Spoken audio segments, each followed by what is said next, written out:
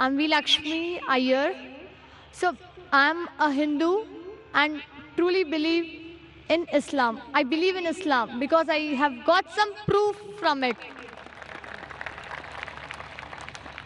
So when you said God is one, religion is one, let me take an example of three people, a Hindu, a Muslim and a Christian.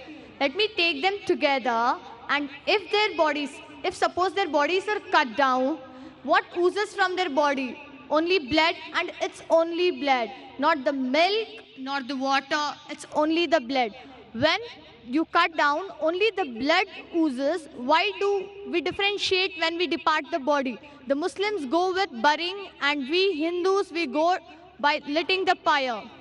The sister says that she appreciates Islam, she believes in Islam, and I congratulate you and I welcome you to the faith of Islam, submitting our will to Almighty God.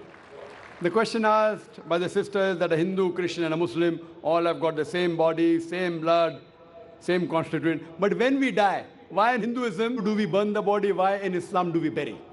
Let's analyze the pros and cons, and you decide which is better. In Hinduism, also they say you can bury the children, etc. But when you become an adult, most of the sects say you have to burn, you have to cremate. There are some sects which say you have to bury.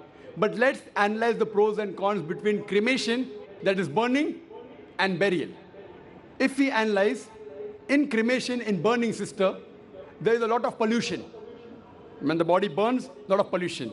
In Islam, we have to bury. Why? Because today we have come to know that whatever constituents of the body is there, the earth, the soil, contains the same basic elements of the body in lesser or greater proportion. So from earth we come and to earth we return.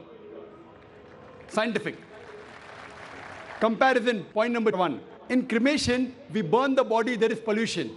In Islam, when we bury, the land becomes fertile. There's no pollution, there's no burning. Point number two. When you burn, you chop down the trees. Greenery goes down. Environment is being uprooted. In Islam, when we bury, land becomes fertile, more trees grow. It becomes a manure. No chopping down of the trees. Better for the environment. You know, the government says, don't chop trees. If you don't chop trees, how will you burn the human body? Point number three, it is more expensive. According to Indian statistics, every year, crores and crores and crores, hundreds and thousands of crores, every day crores of rupees are spent. Every year, hundreds of crores are being spent only on the trees and burning the body. In Islam, when we bury, it is cheap, free. Point number five, when we burn, the wood becomes charcoal, ashes. In Islam, once we bury in the land, the same land can be used after a few years. It is forever. You can recycle it. The same land, after a few years, when the bones get disintegrated, you can recycle. So logically and scientifically, if we analyze, it is more scientific, more humane, more better for burial as compared for cremation. Hope that answers the question, sister.